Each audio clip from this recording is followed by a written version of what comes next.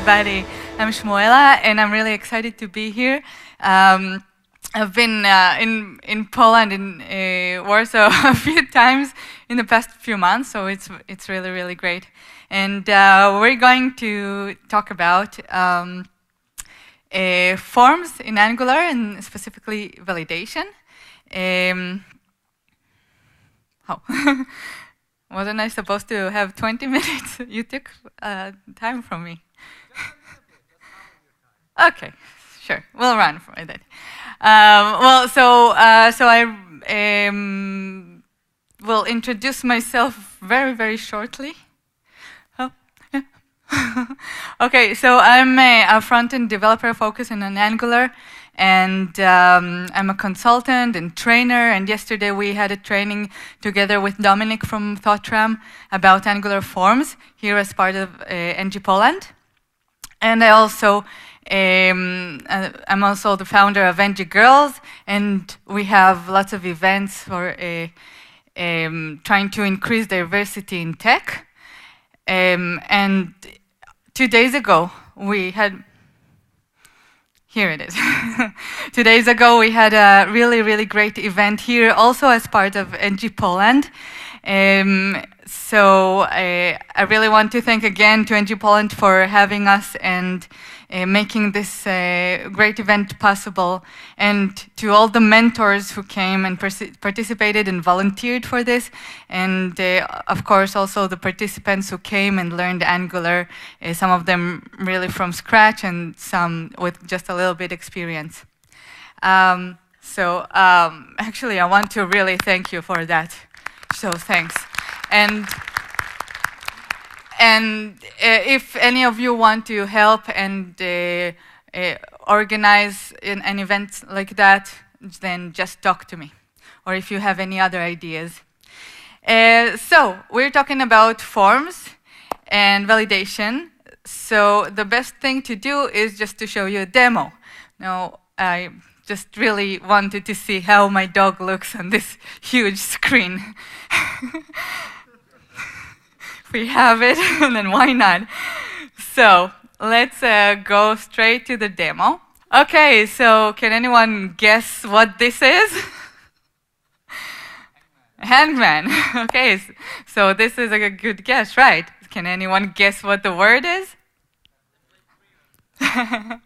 Right, so you have to write here, template driven form, all right? Oh, oopsie. It's okay. I haven't fixed one of my validators, so it showed an error, but it's okay.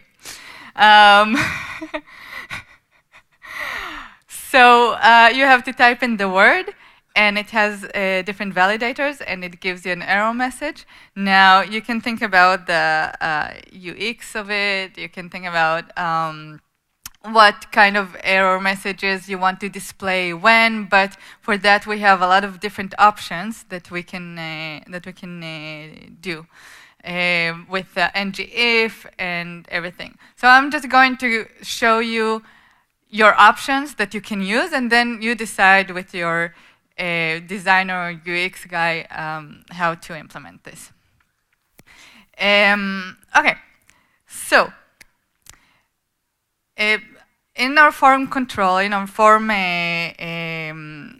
object that we have from Angular, we're getting a lot of data. So if we have validators, or even if we don't have validators, we are getting a lot of data. One of them is, of course, the value, and we can have a nested form. But more than that, we have the errors and the form state. So let us take a look at the state a little bit. That's big enough, right? Okay, so these are all the states that you can look at and use right now. So if the form is dirty, like if you start typing in it, then it will be dirty, and the opposite of this is pristine. And if it's touched or untouched, so if I'm going to now start typing, but touched and untouched is only works on blur, So you can see, oops, no, that's because I clicked here. Okay, so now touched is true and untouched is false. And I can start typing, and then dirty is true and pristine is false. And we have the status. The status tells us whether the form is valid or not, or maybe pending, because there's an asynchronous validation. And what else do we have here? And also if it's pending, we can see this directly. And if it's valid or invalid. Now, a note, I'll just say a note right now about valid and invalid. These are not completely opposites of one another. A form can be also not valid and not invalid. Can you guess when or what happened? Why?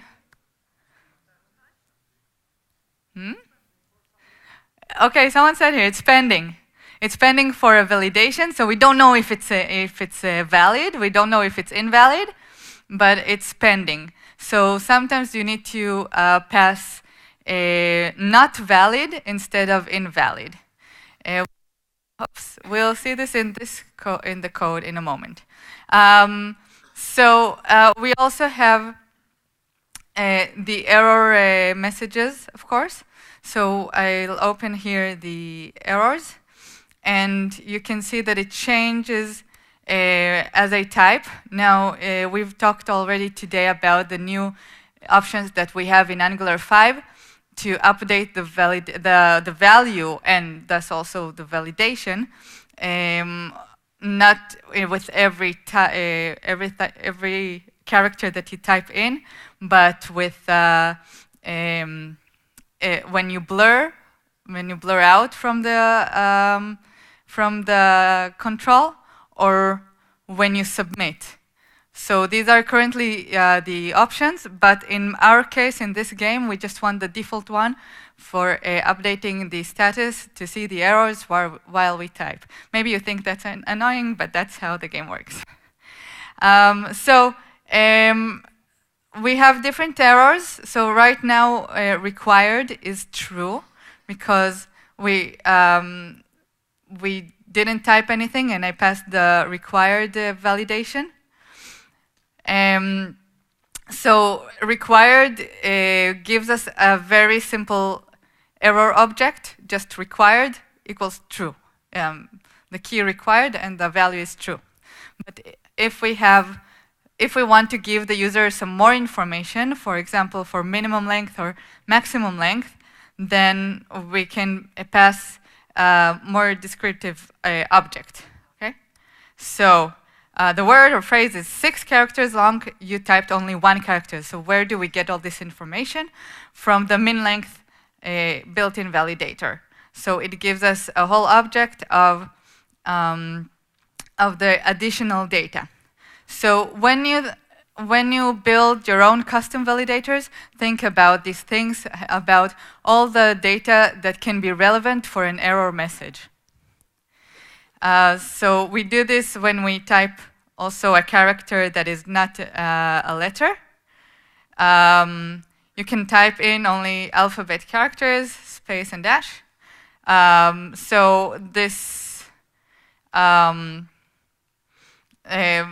validator, which is custom, gives a lot of information, but I actually don't really use it in the error message this time. Okay, so we can see that the reactive form works the same way. Also, if I blur, no. Okay, no, not if I blur. If it's dirty, it shows an error message, also here. And we can see that we have the same errors and the same form state. And can you guess the word? Let's just try again. Ooh, Warsaw. Okay, did you see the spinner? Okay, that was an async validator trying to see whether we were right or wrong. And then we have it green, we don't have errors, so the value is right. So if I'm going to put some other character here, then it will tell us that it's a wrong guess. Okay.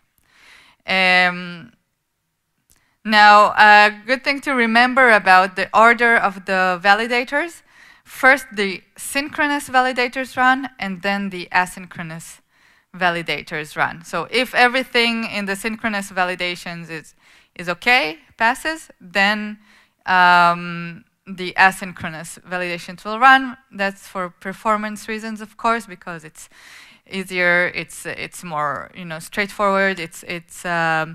You get immediately the validation when it's synchronous. In the future, hopefully, we can change the order for very particular use cases. Okay, so if we type the right one, then we can submit and get another one. Okay, so let's look a little bit at the code. Do you want to see code? Okay, so I'm going to try to enter presentation mode with WebStorm in a full screen. Okay, so, well, this is the main component, and we have the two inner components of template-driven and reactive-driven. So let's go to the template-driven one.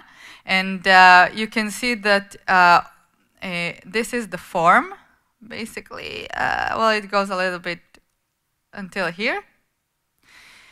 And this is the input, and we only have one input, and we have all the validations here in the template. So what does that mean? That we can add the validations in the template? That the validations are actually directives, right? Thanks.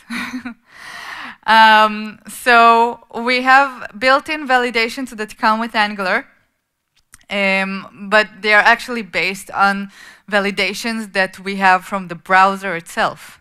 Okay, so if you're using a form without the Angular's form module, and you add the required validation or min length, max length, and other built-in validations, minimum, min, max, then the browser itself will validate it for you and will give you the error message, and also will prevent you from submitting or refresh whenever you have the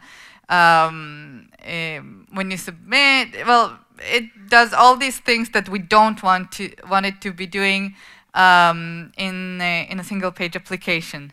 So don't do that. Now, in past versions, we needed to add the directive no validate. Maybe you also remember that from AngularJS, but we don't need to do this anymore if we're using Angular forms, because it does it for us already. Just one thing that I needed to add here is autocomplete off, because I only have a few words and it can just show the suggestions for what I already entered. So we have the required validator, which is, like we saw, is very simple and doesn't get a value. It's just required. But we also have min length and max length, which is here. Instead of having one validator for exact length, you can write your own, but having them both is just the same effect. And we want to pass it actually a dynamic value. So because Angular takes care of it, it is actually an input. We can pass an input of the length of our game word. So our game word is actually coming from, it's actually an observable that each time passes a new value. Then you subscribe to it using async pipe. And if you're not familiar with this syntax, it is very, very, very useful.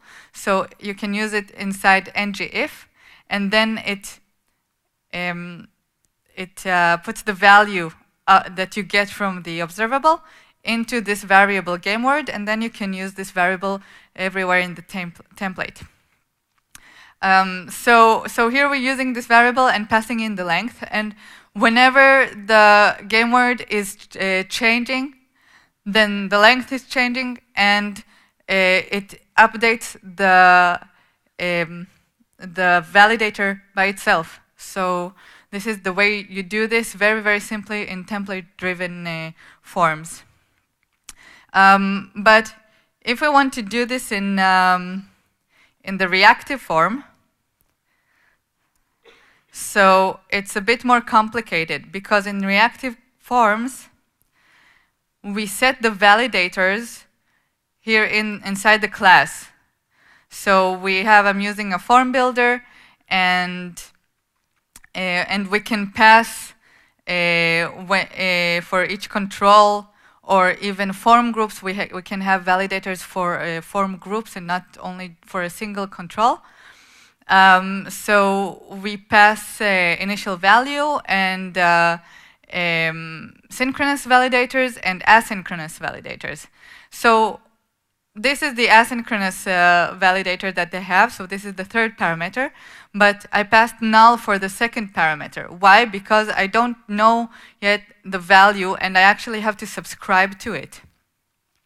So again, we're passing here the game word, which is an observable. And in it, we have to subscribe to it.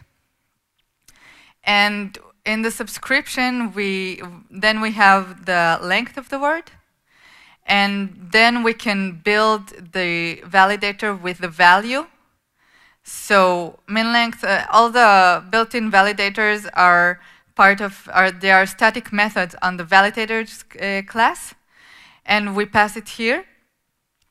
And then we actually have to go to the control or the form group that the validator is on, and we have to update all the validators from the beginning.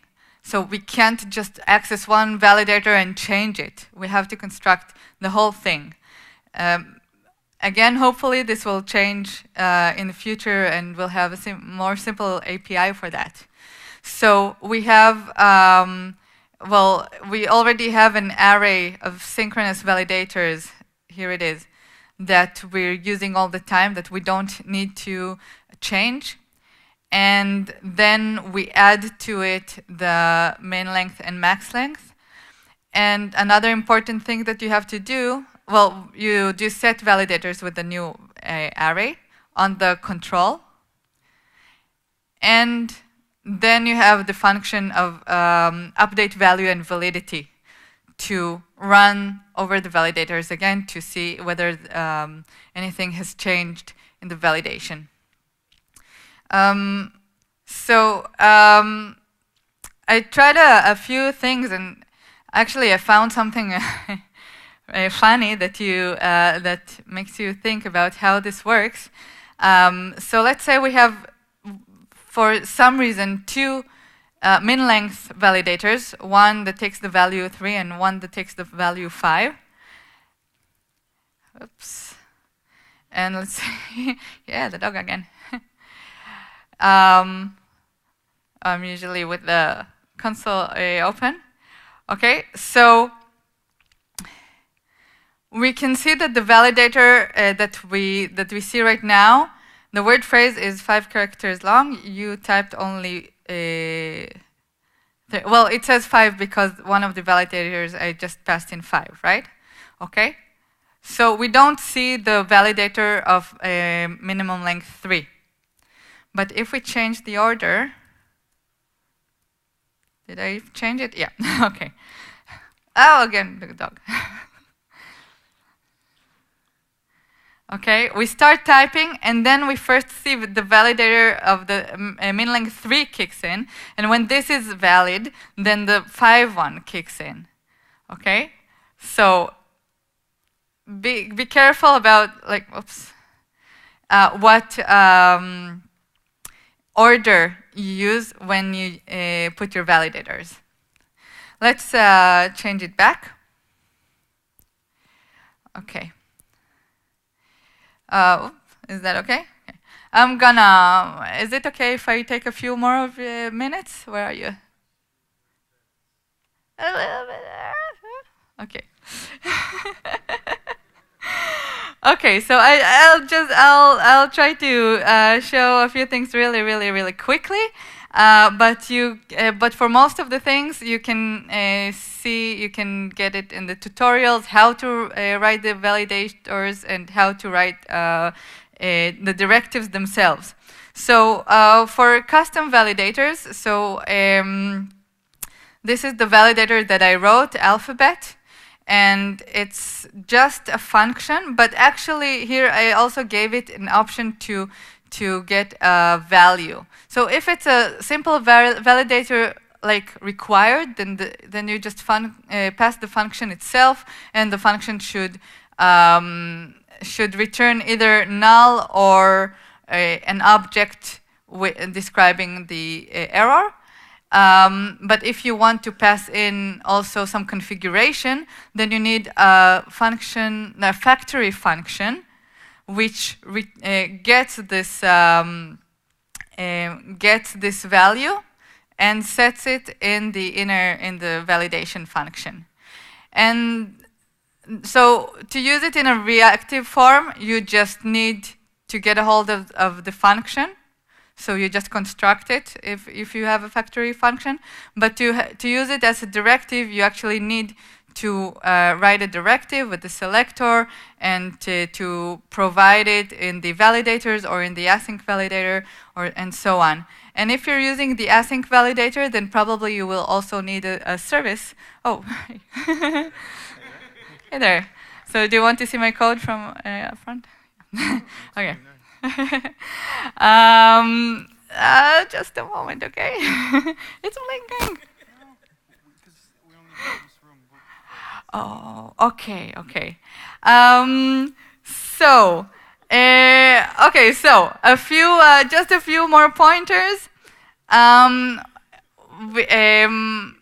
Right now we don't have a validator that can get an observable right now. And when you write async validators, the observable has to complete. So like if the value changes, you can't pass in an observable that gives you the value. That's one thing. The second thing, don't write validators that are that change something. Try to write only pure validators. Because when you change also the value, then there are side effects. And I really want to show this. I'm gonna show this. Okay, so so the alphabet validator, you can pass through and then it replaces the characters. We need another one. It replaces the illegal characters with nothing, but then we can have other problems. Okay, so I'm typing ngPoland 7. Okay, so right now it's okay, but again it says it deletes the other character. But if I change the order, okay, and I take the alphabet validator and put it after the length validations. I'll keep going to my dog. Okay, refreshing.